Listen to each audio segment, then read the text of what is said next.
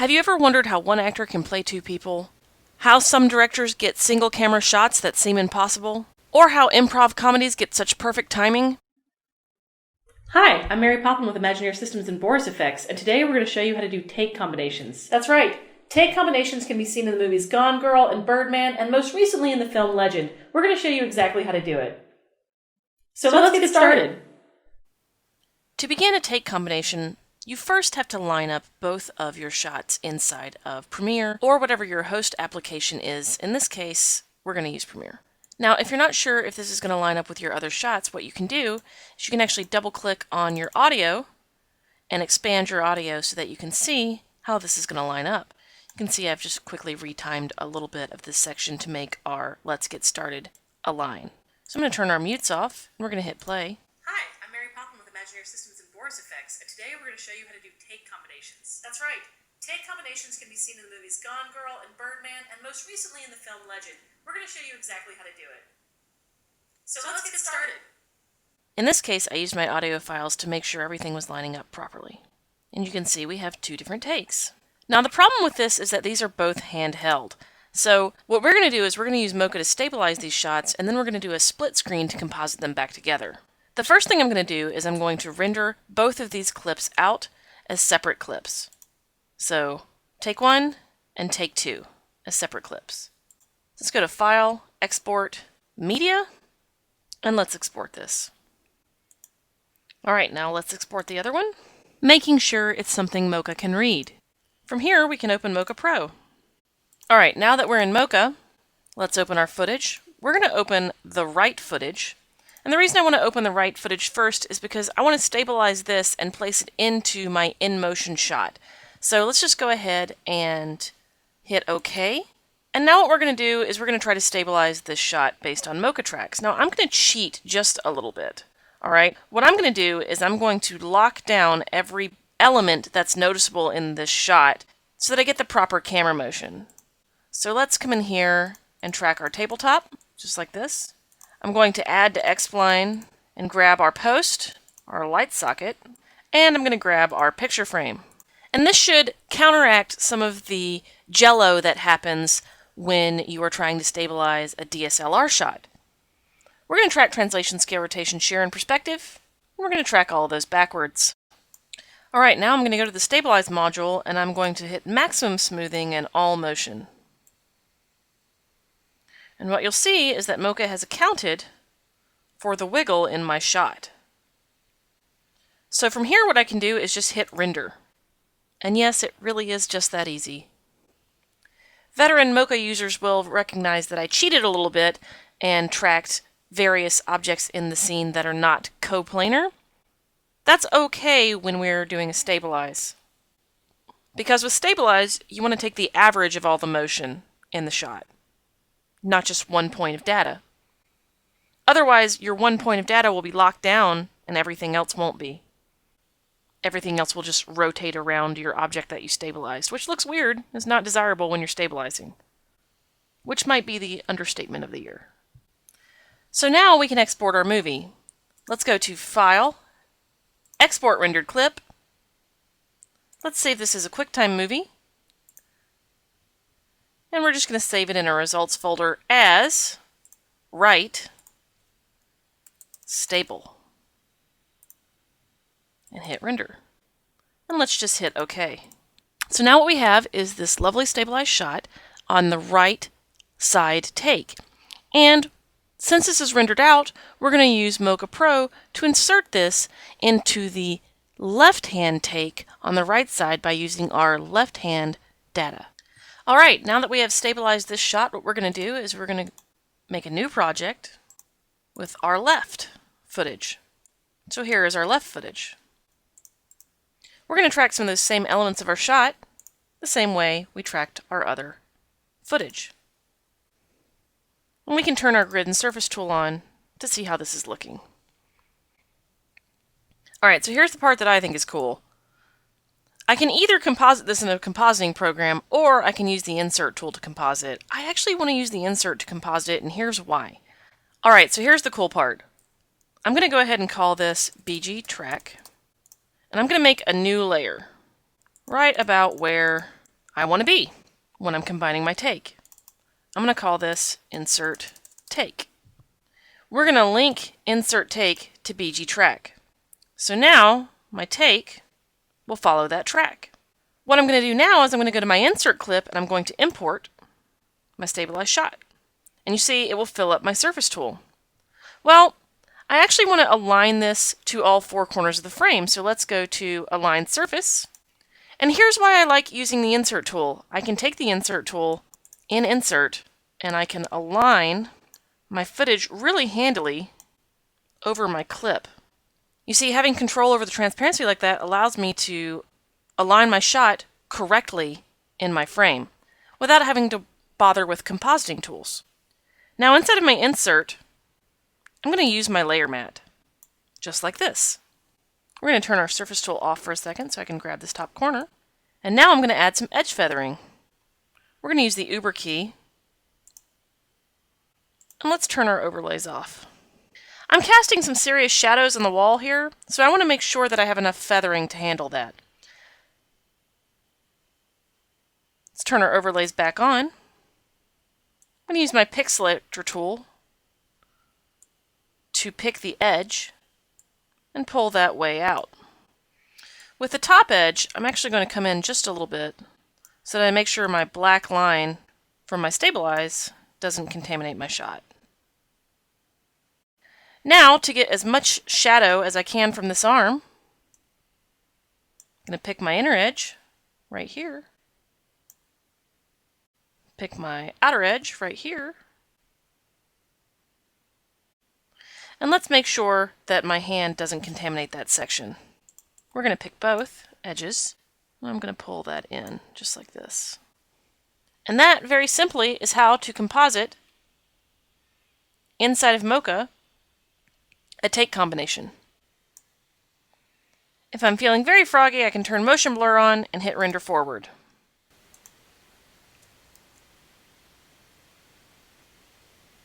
From here, you can simply go to File, Export Rendered Clip, QuickTime Movie, and all you do is save your video.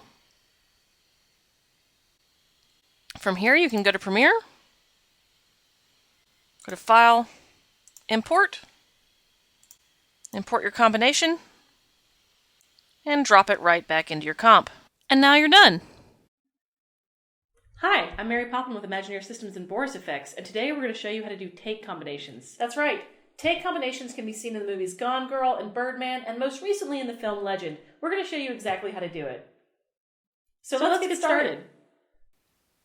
You can also use Mocha Pro to do take combinations inside of Nuke. The way that we do that is we take our read nodes, and in this case, again, we're going to stabilize our right side node to put into our left side node.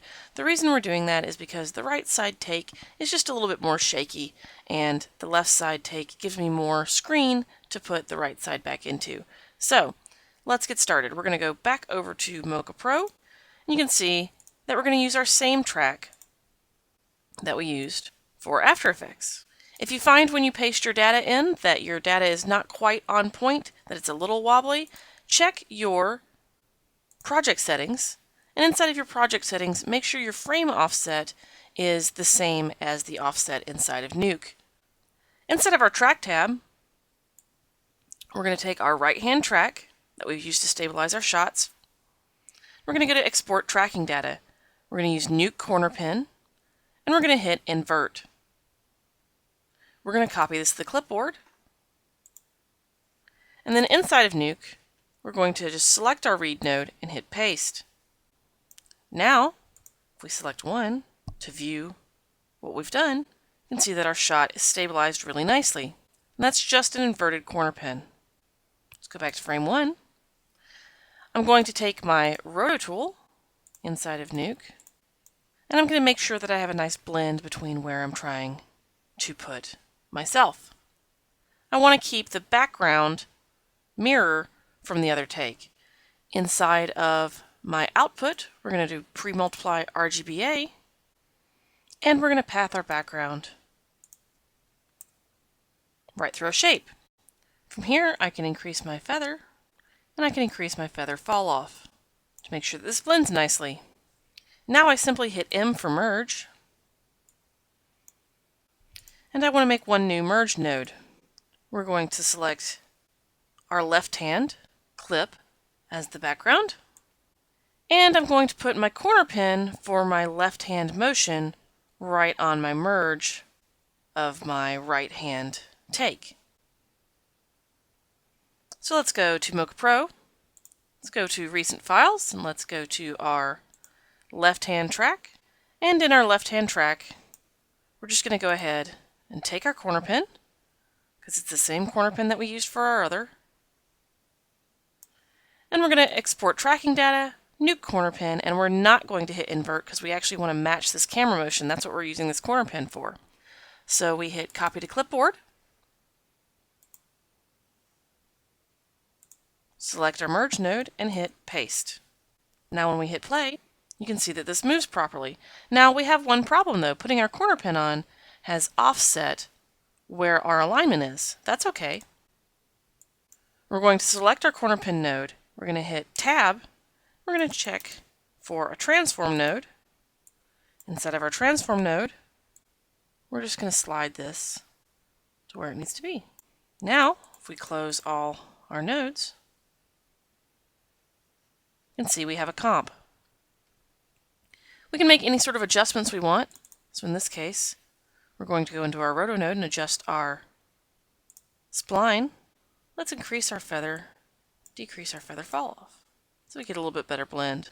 We can select our feather points and drag our blend out on our left hand side and our right hand side, and we'll end up with a much nicer comp.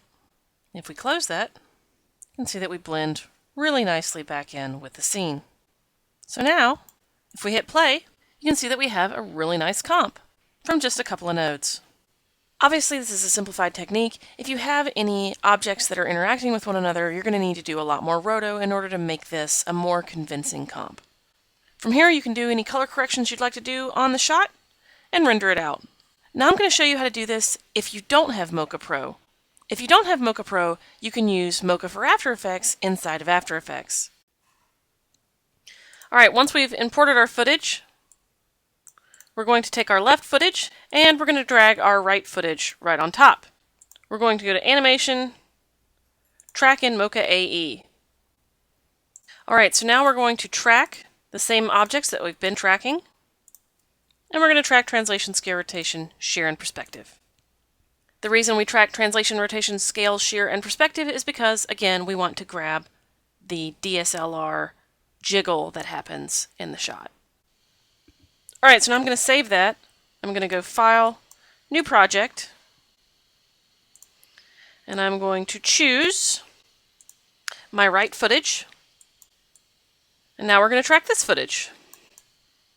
So let's track our same objects, and we'll go ahead and track translation, scale, rotation, shear, and perspective as well. Alright, now that we're done with our track, let's check it. Looks pretty good. Alright, but here's the magical thing that we do. We go and we take our surface tool and we align it to all four corners of the screen. This will make this first frame be our stabilized frame. It'll be where the frame is full frame. We're going to go ahead and export our tracking data. We're going to export corner pin only, but we're going to hit invert. This is important because this is what makes it stabilized. We're going to copy that to the clipboard, and back over in After Effects, we're going to take our right movie, making sure we are on frame 1,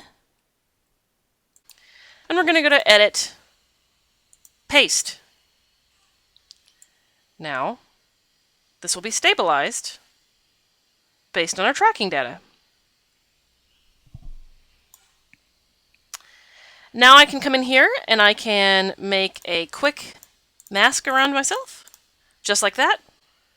And I can go into my feather and I can feather the heck out of that mask. Now here's the fun part. I'm going to go ahead and take this and I'm going to align it in my shot, just like this. And we can adjust our mask if we like, just like this, and just like that. Perfect, so now we have ourselves nicely in the shot.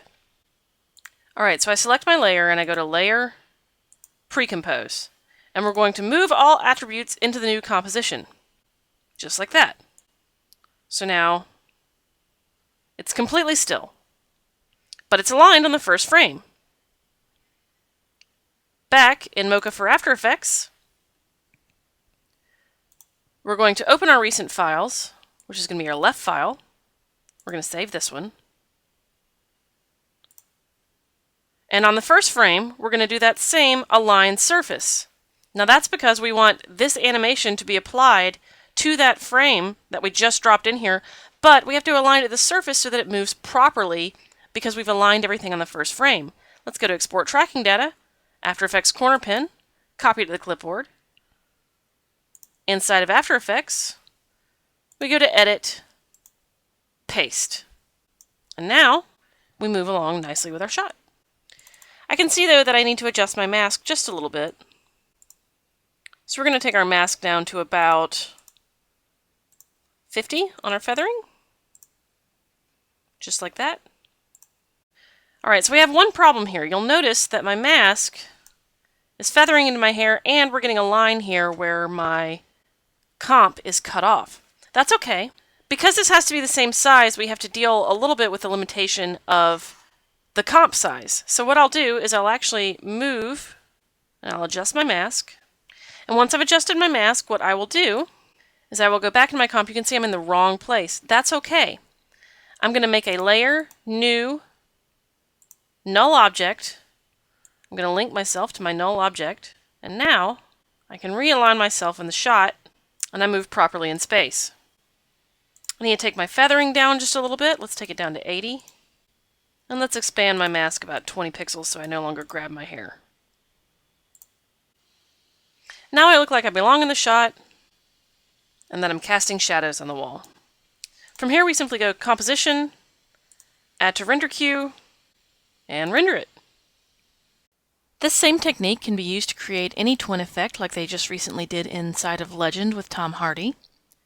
I have an identical twin, so this is not really a necessary trick for me, but she wasn't available for this video. This technique is also used on movies like Bridesmaids and The Hangover, where you like one actor's line from one take and then another improv line from another take and you need to combine them.